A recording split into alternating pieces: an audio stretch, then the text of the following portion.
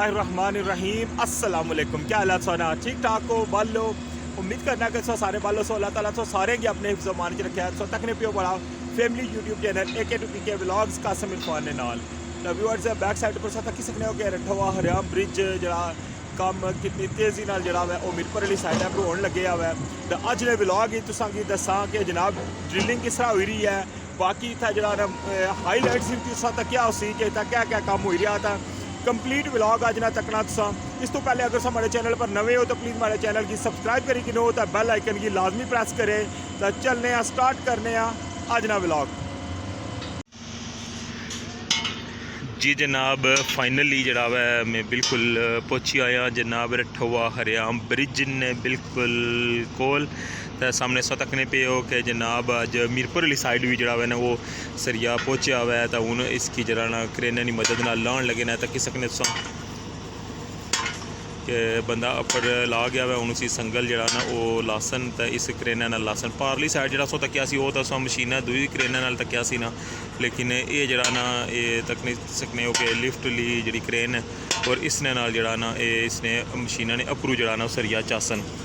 बाकी जनाब इस पास अज तक ही सकने तुसा कि सरिया जरा वै ये इस्तेमाल होना वै जोड़े बनाने लगे न। इसने पहले रिंग बनाने पे तक सकने जरा मोटा सरिया हुआ उसने रिंग जनाब लादा बनने पे, बाकी जरा पतला सरिया हुआ तक सकने मशीन पर जनाब उसने रिंग बनने पे ते लादा लादा जनाब दोए तक सकने ये सो मोटा सरिये ने रिंग बने। तो ये सामने जरा ना पतले सरिये ने। तो हूँ तक सकने हो कि पारली साइड जरा ना वो क्रेन जड़ी है ना वो संगलां जड़ियां वो लाई छोड़ियां तक सकने हो। तो हूँ जनाब ना इसकी चाई का है जरा ना सरिया इतों बुन लासन।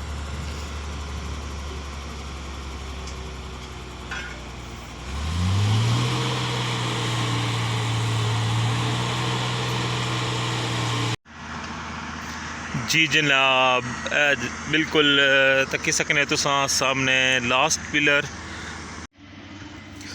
जी जनाब तुसा वास्ते तक्की सकने कि मैं बिल्कुल जनाब कोल आई गया वहाँ जरा लास्ट वाला पिलर है सामने सो तकने पे वो जे ना बेसा जी मशीना इन्हों पर फिक्स हो सन।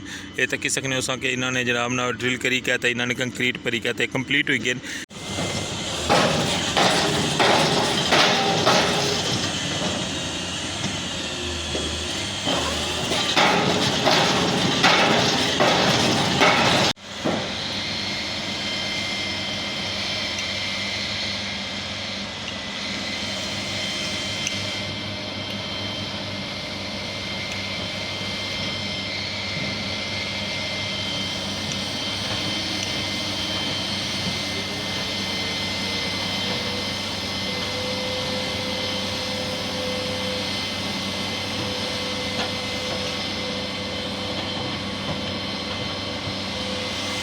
तकी सकने कि किस तरह जरा ना वो ड्रिल होने लगी हुई है लाइव जनाब सो तकने पे रठवा हरियाम ब्रिज मीरपुर वाली साइड पर सामने वर्किंग के जनाब किस तरह जरा ना वो ड्रिल होनी पी है मशीना नाल।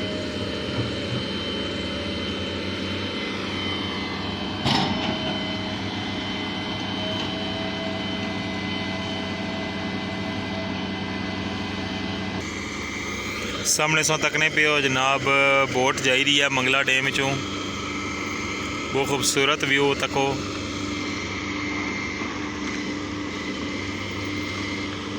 सामने सोंगी इस्लामगढ़ वाली साइड भी नज़र रचनी पी है। ये सो तकने पे हो कि किस तरह ड्रिल होने लगे हुआ है तको।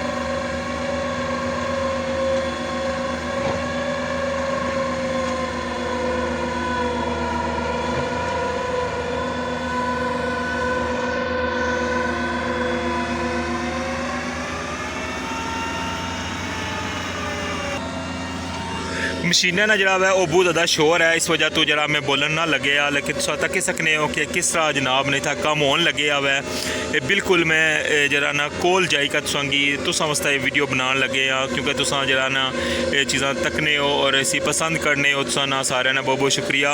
तो तकी सकने तुसा कि किस तरह प्रोसेस होना वै कि ये सारियां बेसां जिहड़ियां बनन लगियां वन उपर तकी सकने जो तो सफाई करने पे इत्थै भी सेम इ'यै प्रोसेस होई क्या था जनाब। इत्थै मशीनां दी बेस जिहड़ी है ना वो बनी गई है, तो इत्थै भी जनाब तकी सकने हो कि किस तरह जिहड़ा ना वो बोरिंग होनी पई है, तकी सकने हो तुसा तकने पे कि हूँ जरा ना ड्रिल करी क्या था हूँ वापस जरा इसी कटसन फिर दोबारा जरा मिट्टी उसकी बाहर कटसन तो फिर दोबारा तो फिर जरा ना तो जरा बोरिंग फिर स्टार्ट हो जासी तक सकने उन्हें बैक कशनी पी मशीन।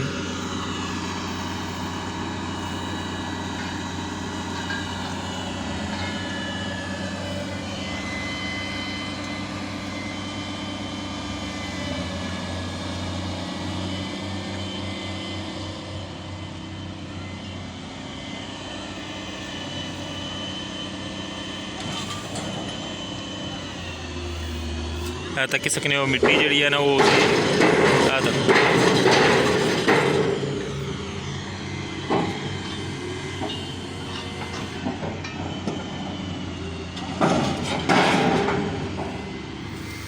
ये तकिया अज ना व्लॉग मीरपुर वाली साइड पर ठोआ हरियाम ब्रिज अपडेट।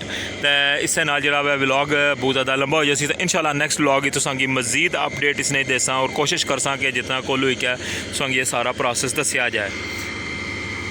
तो इससे नाल अज ने व्लॉग तो मिगी इजाज़त दियो, अपना ख्याल रखे, दुआवां याद रखे, अल्लाह सोने ने वाला है।